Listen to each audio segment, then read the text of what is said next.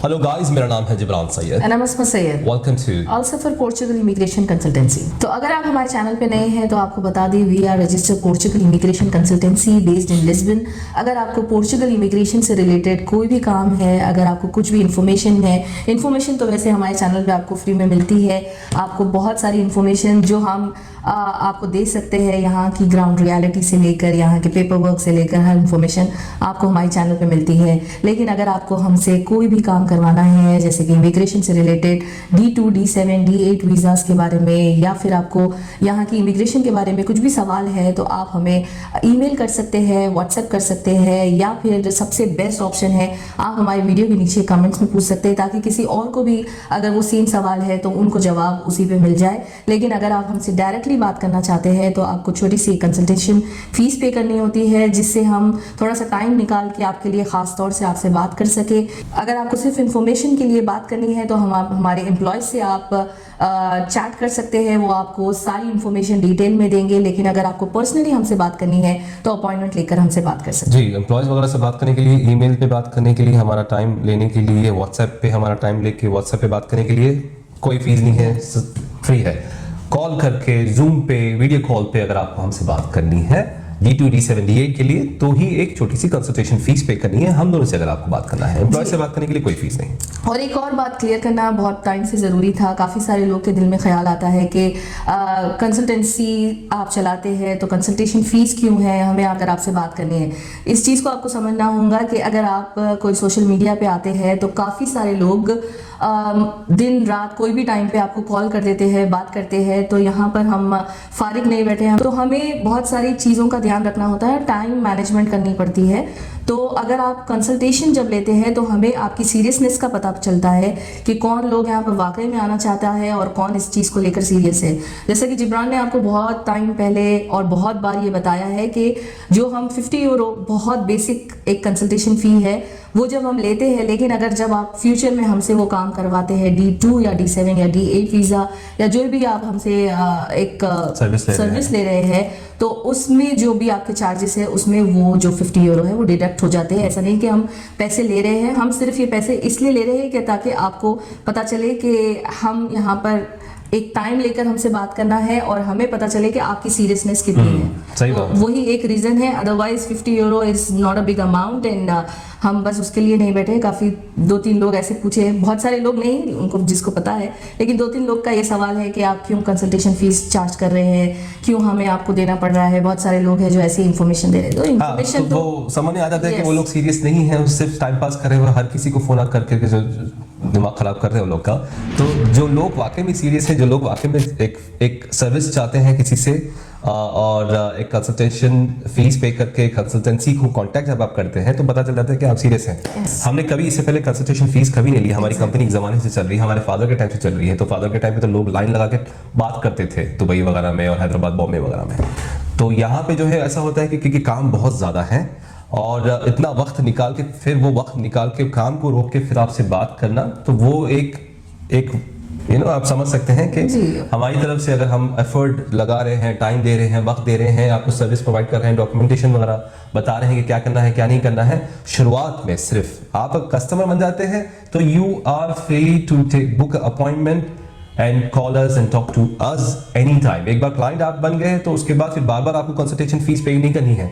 15 minute, 20 minute, 30 minute हो गया, उसके बाद फिर 4 दिन के बाद, 1 हफ्ते के बाद मुझे एक और सवाल है, मुझे एक और सवाल है।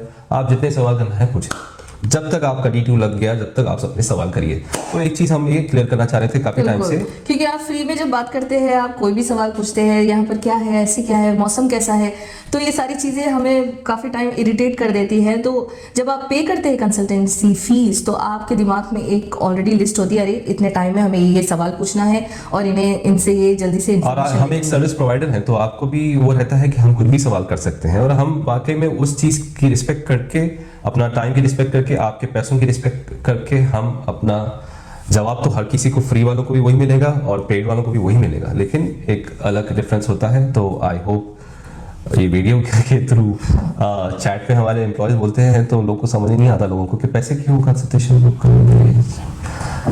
तो बहरहाल ये वीडियो बताने के लिए हम ये छोटा सा बताना चाह रहे थे। अच्छा, टॉपिक पे चलते हैं। आज का सब्जेक्ट है बहुत ही जल्दी माशाल्लाह माशाल्लाह माशाल्लाह बैंक अकाउंट्स आ रहे हैं। ऑलमोस्ट 17 बैंक अकाउंट्स एक साथ जो हमारे थे पेंडिंग जो थे, वो सारे बैंक्स एक साथ आ गए हैं, चाहे वो कॉर्पोरेट वाले हों या फिर पर्सनल बैंक अकाउंट वाले हों। तो दोनों के भी माशाल्लाह ताला जल्दी जल्दी आ गए हैं। कॉर्पोरेट वाले वो आ गए जल्दी जिसमें 2 पार्टनर्स थे, उनका अभी तक जो सिंगल ओनर है उनका अभी तक हम इंतजार कर रहे हैं, वो भी इंशाल्लाह ताला करीब आ जाएंगे।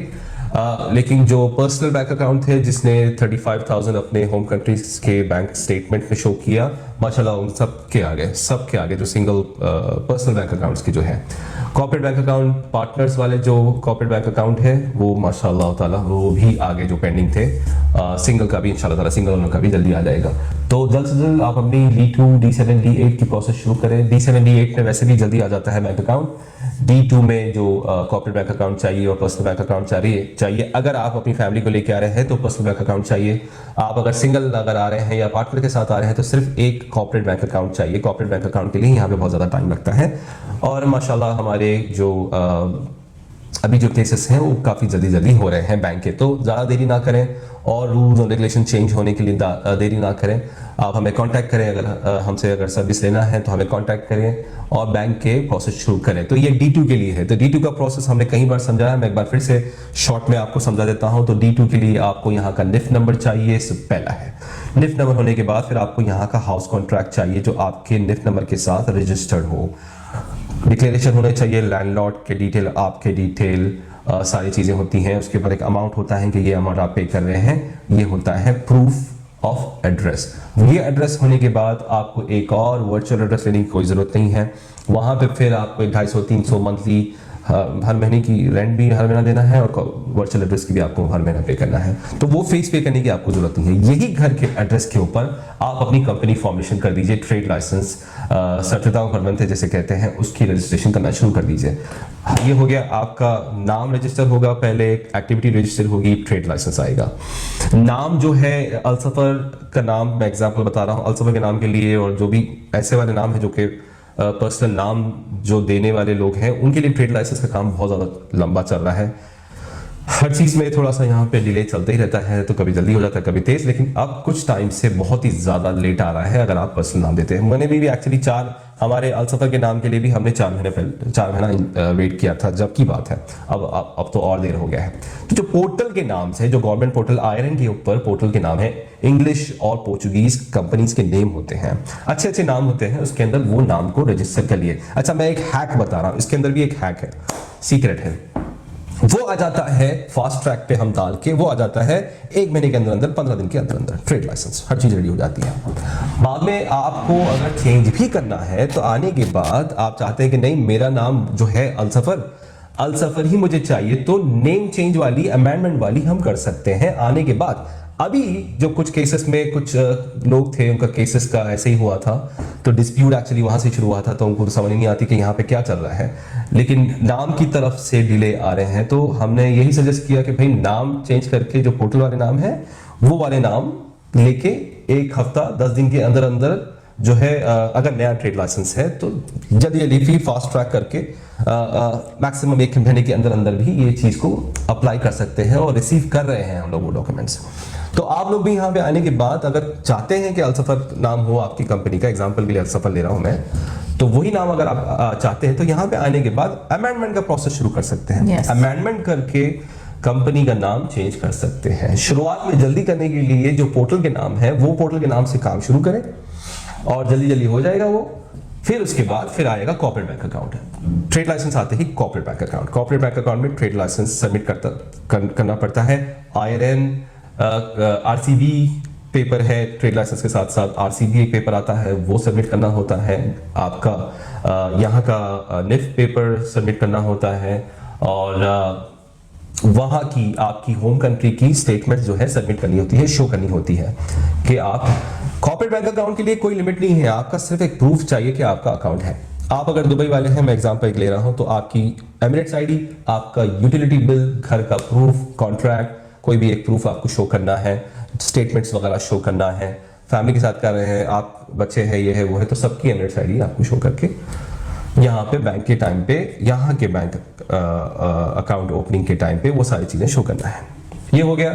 अच्छा, पर्सनल अकाउंट खोलना है तो फैमिली को अगर लेके आ रहे हैं तो पर्सनल बैंक अकाउंट के लिए 35,000 यूरोस दुबई के अकाउंट में, इंडिया पाकिस्तान के अकाउंट में, वहां पे ये एक अमाउंट आपको शो करना है। 3 महीने का स्टेटमेंट चाहिए।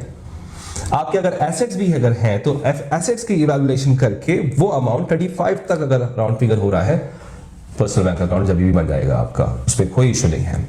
कॉर्पोरेट बैंक अकाउंट के लिए अगर 2 पार्टनर्स हैं तो दोनों पार्टनर्स की डिटेल्स, दोनों पार्टनर्स की Emirates ID, passport, utility bill, ये शो करना है। स्टेटमेंट में कितने पैसे हैं, क्या है, उससे कॉर्पोरेट बैंक अकाउंट का कोई ताल्लुक नहीं है। सिर्फ पर्सनल बैंक अकाउंट के लिए 35,000 यूरो शो करना है। कॉर्पोरेट हो गया, पर्सनल बैंक हो गया।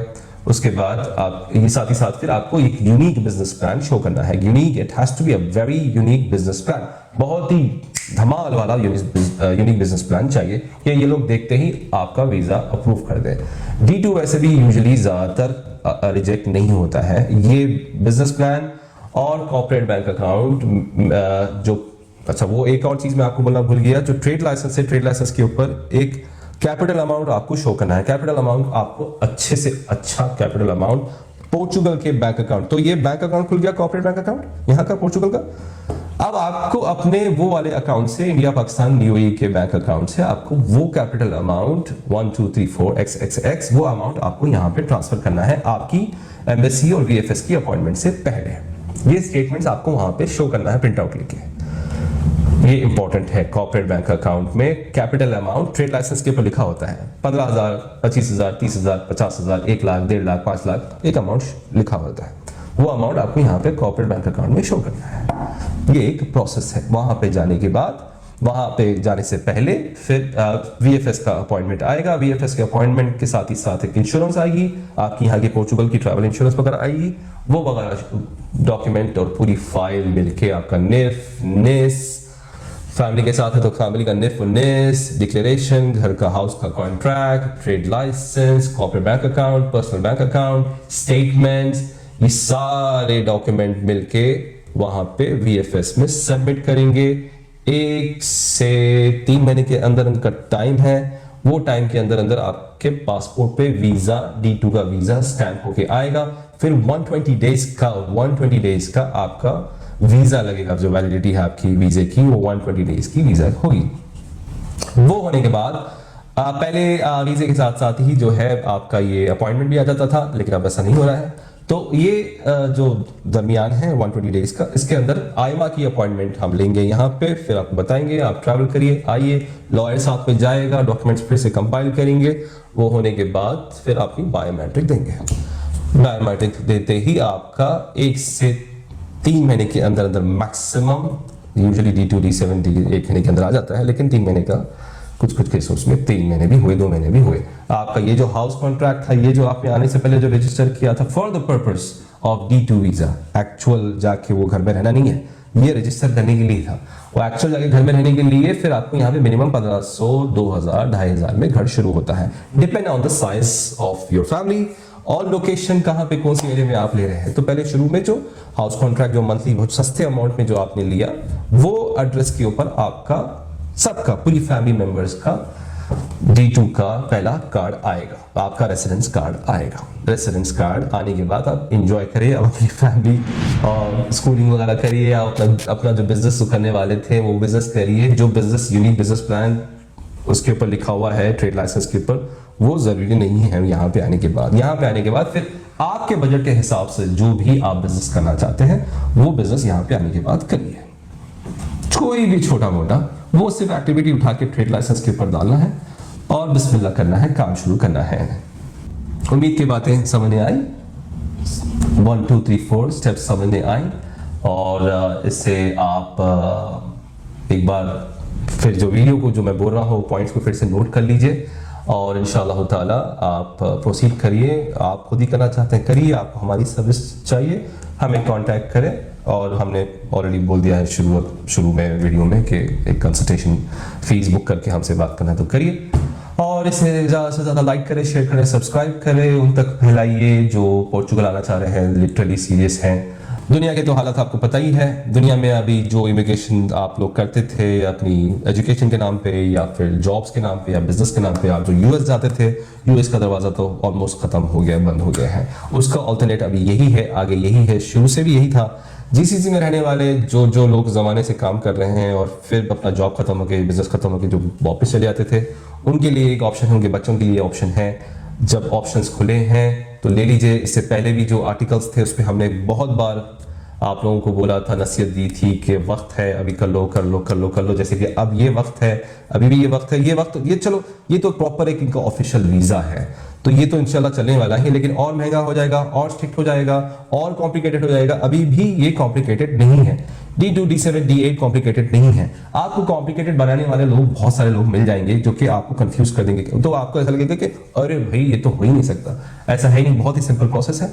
शुरू करें इंशाल्लाह ताला, और फैमिली के साथ आइए और पोर्चुगल एंजॉय करिए, यूरोप एंजॉय करिए। यूरोप का पासपोर्ट मिल जाएगा 5 साल के अंदर अंदर, और फिर आप अपना बिजनेस भी कर सकते हैं, जॉब भी कर सकते हैं, स्टडीज भी कर सकते हैं, तो कुछ भी कर सकते हैं। आपका एक बार रेसिडेंस मिल गया है तो उम्मीद करता हूं कि वीडियो पसंद आई, लाइक करें, शेयर करें, सब्सक्राइब करें। और मेरा नाम है Jibran Sayed. And I'm Musma Sayed. Peace be upon you all.